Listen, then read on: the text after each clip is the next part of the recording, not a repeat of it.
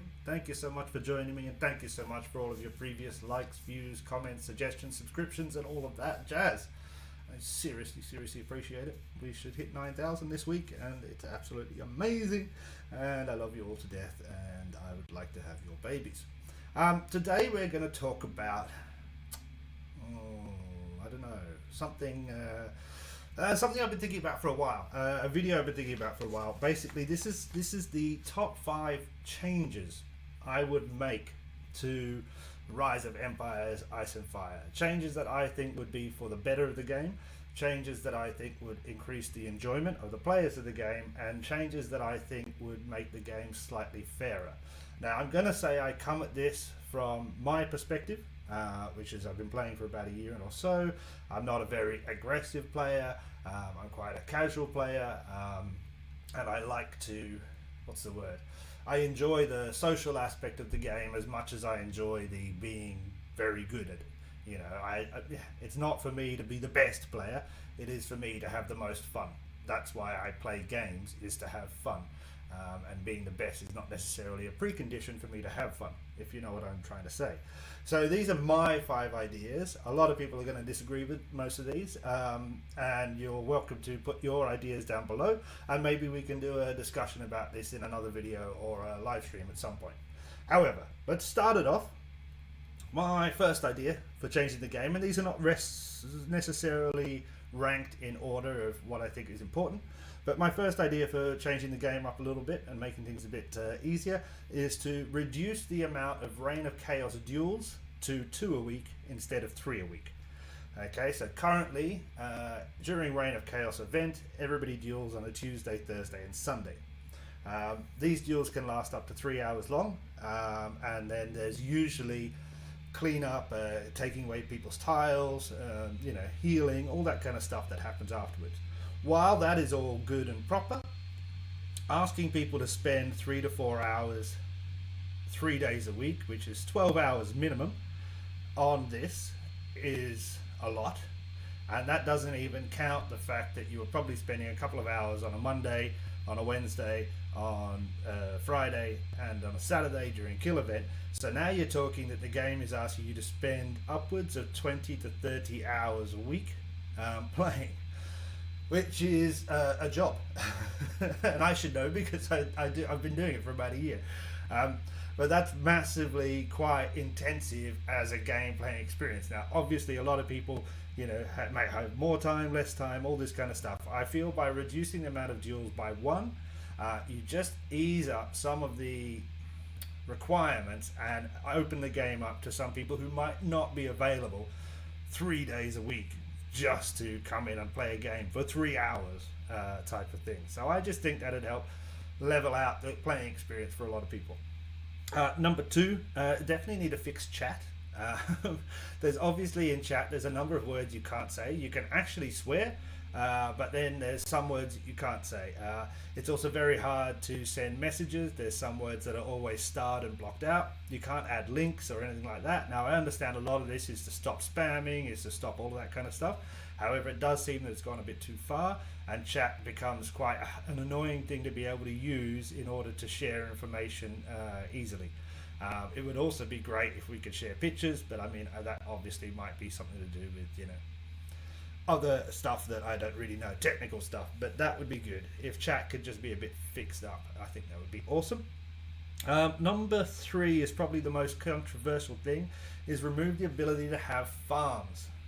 Okay, if you don't know what a farm is a 2nd, 3rd, 5th, 6th, 8th, 10th, 50th account that many players will have, and they will use those as resource farms. So they will then attack those farms, they will place them in a separate alliance, maybe even make a whole alliance just for their farms, and they will attack those farms, get the resources, and hence grow quicker. Now, this is fine, and I've talked about this before, but the problem with farms is that it requires a lot of time and usually a little bit of money. And so it takes away somebody who wants to be, I'm not saying, you know, a casual player is the most important thing in the game, but people who want to put a few hours in a week are never going to be able to catch up with somebody who's going to put 20 hours a week and $20 a week. And that, I think farms are an issue in that sense. Now, the counter argument to that is that farms give people who have time an opportunity to compete with people who have money. So, you know, if you have time to have 20 farms and manage those farms, then you can compete better against somebody who just puts in a couple of $100 a week. And that's a very good argument. And I don't really know how to counter that. However, what you then have is people who have both time and money. And so they have the time to have 20 farms. They also have the money to put in a few $100s a week. And they then become incredibly faster and stronger than everybody else.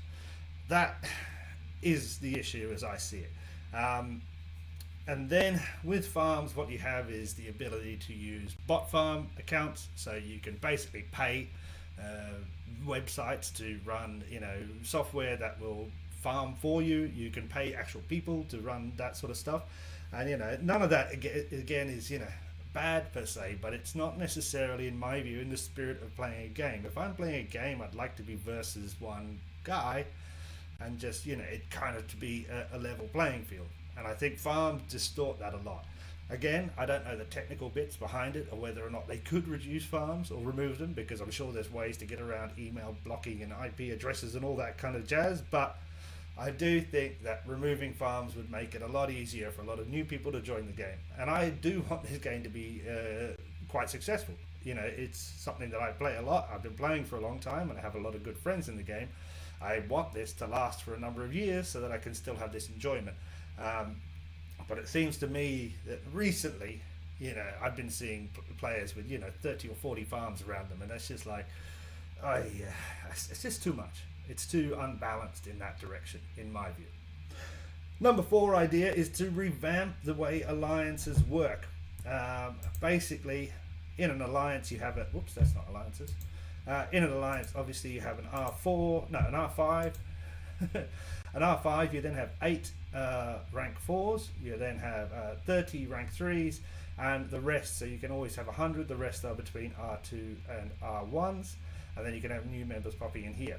I feel that this system could be better, and I feel that what we could do is actually have assigned roles. So what I think should happen is that an alliance R5 should be able to have maybe a co-leader, which doesn't count as an R4, so there could be 2 leaders. I think that's really important to have 2 people on, because often I can't be on all day, every day. So it'd be great to have somebody who's on as well, and who is you know, as kind of as important, I guess, in the scheme of things as I am. In terms of R4, I think it'd be fantastic if I could assign certain jobs. Now, you do have these jobs up here, Guardian, Recruiter, Overseer, Diplomat, but a lot of them don't actually have a kind of specific roles. The Guardian and the Overseer do during Reign of Chaos, but like a Diplomat, it doesn't necessarily have special things that they can do. Whereas I think there should be ways that we could be able to add things that, you know, I should be able to go, I don't know, like imagine a checklist system running down the side, and I can go, okay, Ariana here can invite new players, can declare war, can do this. Dark Angel here as a recruiter can invite new players, can decide alliance technology goals. Zavito here can build alliance centers. So we kind of split these roles out. And they can be specifically assigned to certain people. Maybe everybody gets all of the jobs or not, but just to kind of spread it out so that you can be a bit more specific in who's doing what would help really in management. Now, obviously, in terms of management of the alliance, you can do that separately through, you know, a chat or something like that. But I kind of think, you know, it's not too hard to add that into the game as a function, and I think that would be really helpful, especially for new alliances starting up. 5th thing, I think. My 5th change is to reduce the cost, and this is a weird one, I think, and a lot of people will be like, what? Is reduce the cost of the town hall. So currently the town hall costs stationing plans to upgrade, which are semi-expensive, and some resources. These stationing plans get kind of more expensive and more expensive, more you upgrade, but without more stationing plans you can't place your heroes, you can't station them. That means that there are a lot of heroes that are basically kind of useless. So you can see here we've got 4, 8, 12, 16, 20, 24, 28, 32, 33 heroes at the moment, which are just sitting around. Now, obviously, some people would say, well, just buy more stationing plans. And I'm saying, yes, that's fine. But if you reduce the cost just a little bit, you could use a lot more of these people.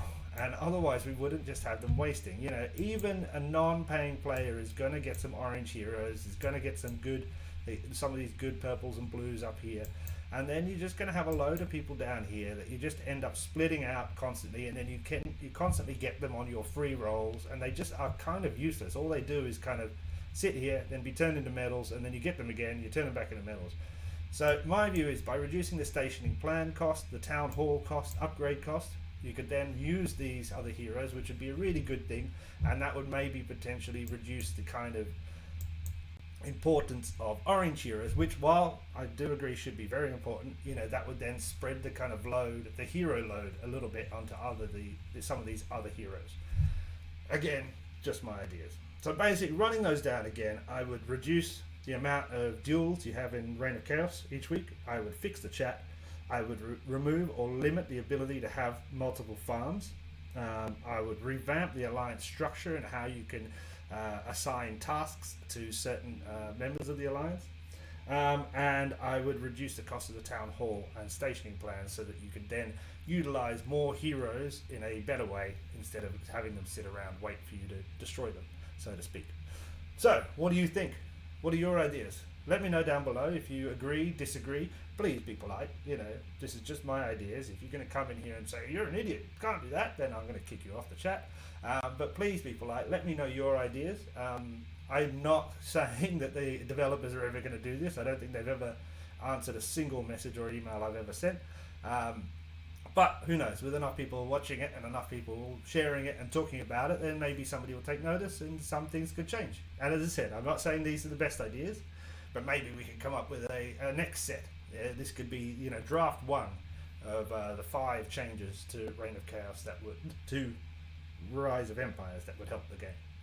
Thank you so much for watching, as always. I really appreciate it. Click that like and subscribe and all of that jazz. Help me to help you. See ya.